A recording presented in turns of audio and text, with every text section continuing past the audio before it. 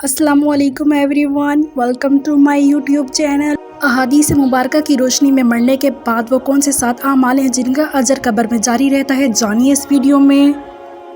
अमल number 1, इल्म सिखाया हो।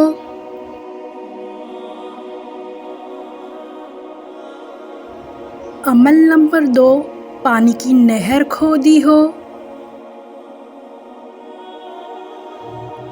अमल नंबर 3, पानी का कुआं बनवाया हो।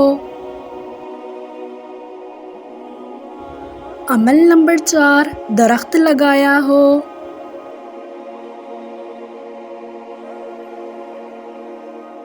अमल नंबर 5, मस्जिद तामीर करवाई हो।